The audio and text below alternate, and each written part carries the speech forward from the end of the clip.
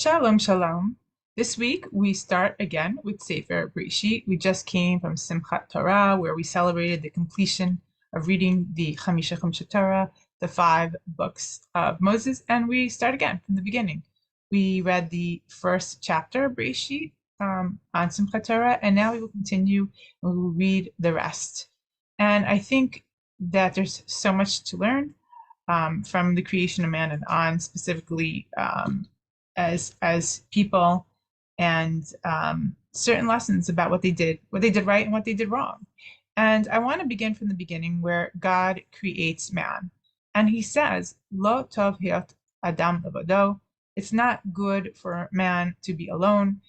He will create for him a ezer kenegdo, helpmate corresponding to him, as my English says, but really a partner, someone to help him to actualize, self-actualize, to become the best him he could be.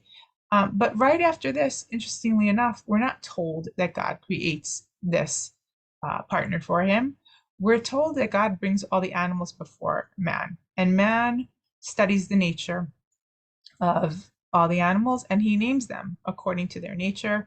And after he finishes doing this, he notices that there isn't an ezer kenegdo, there isn't a partner that exists for him among the animal species. And then we're told that God has Adam fall into a deep slumber, and he takes a bone from his side and creates this partner for him and seals him up, and he wakes up, and lo and behold, when he wakes up, there is this woman.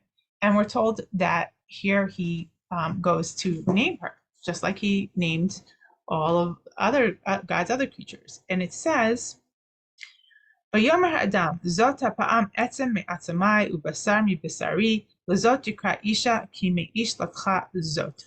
So we're told that he says, he calls her Isha, woman. He's Ish, and she's just seen as the feminine extension of him. She was taken from him, given to him, for him. And he kind of objectifies her and sees her only as relates to him. It's totally egocentric. This woman was created, again, from me, for me, and he calls her Zot. He says, Zot, this is created from my bone.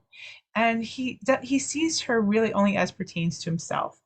And right after that, we're told that they were naked and they didn't know that they were naked, and they went about their business. So I think part of this I want to discuss when we get to after the sin, and he names her a second time and why that matters. So what happens after this is God had commanded Adam not to eat from the Eitz Hada'at Tov Bara, the tree of knowledge, good and bad. And he apparently told this to the woman, but not exactly as God told it to him, which gave the snake the ability to entice Chava into eating from it, because she thought one thing, it was really another, and therefore the snake preyed on that and used that knowledge to trick her into eating from the tree and then giving to man to eat from the tree. And so they did that, and God confronts them. He first confronts Adam. He says, Ayeka, where are you? He's looking for him, and he's giving him this ability now to fess up and say what happened. And Adam says that he hid because he was naked. God's like, how did you know you're naked? Did you eat from this tree that I told you not to eat from? And what does Adam do? Instead of fessing up and admitting to what he did wrong, he says, well, the woman that you gave me, this woman who gave me for me, who's supposed to be for me, tricked me and made, she gave me to eat from this. She gave it to me. And so God confronts Chava, and she passes the buck along to the snake. And then God confronts the snake, and then he doles out punishment to all of them for their sin. And right after he finishes doling out the punishment for the sin, we're told right then and there that Adam names this woman again. But this time it's not Isha, it's not this taken from me. he says, let's read it. Vayikra Adam Shem Ishto Chava, ki hi hayta im kol chai. He calls her Chava because she is the mother of all that is living. And right after that, interestingly enough, we're told that God creates for both of them um, garments of skin, kot or, and then they're kicked out of the Garden of Eden shortly after that. And so here we're given this information that Adam names Chava twice. And in both times, first he names her in this objectified manner of this as totally as relates to him.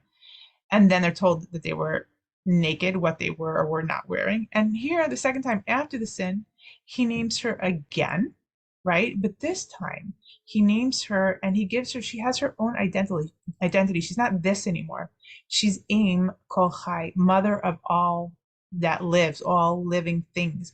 And that's really, really beautiful because I think he's seeing her as her own individual who can bring life and light into the world of her own doing.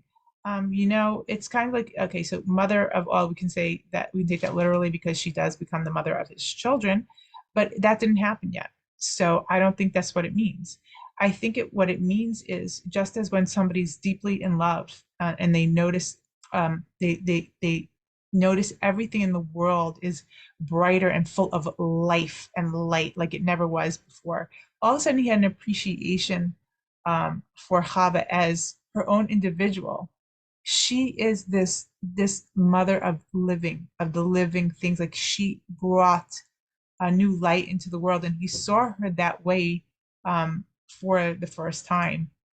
And I think that that was a growth process. I think that he understood that when he first saw her as a this and only part of himself, um, that's what led to a downfall. That's what led her being able to be enticed by the snake.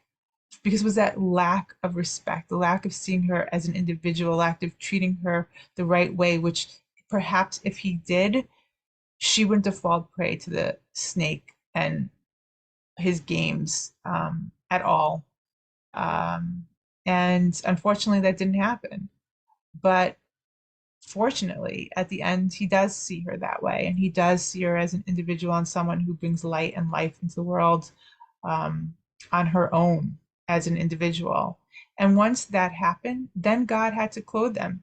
Then they knew that they were uh, um, naked, and but they were individuals. The first time that they were naked, Adam only saw them as one person, and so therefore her nakedness, his nakedness, there was no differentiation.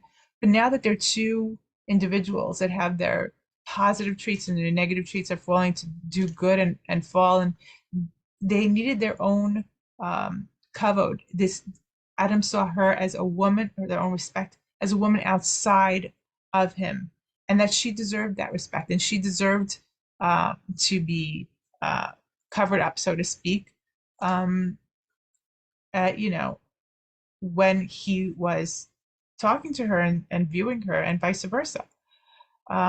Because when someone's outside of you and they're a different person, um, you understand that they have a big part of them that is covered up that you can never really know or see, sometimes get a glimpse of. But people are their own, and we're here to really be an Ezer connect all of mankind, to be helpmates for each other, to bring out the best in the other person, but not by seeing them just as something that's there for you and what you can gain from it and what it can do for you, but that they're there as an individual that brings light and life into the world on their own. Um, so I bless us all to be able to do that and to appreciate all individuals for who they are, um, and for that gift that God has given them. And with that, I wish you a very good Shabbat Shalom and happy new beginnings to all of us. Amen.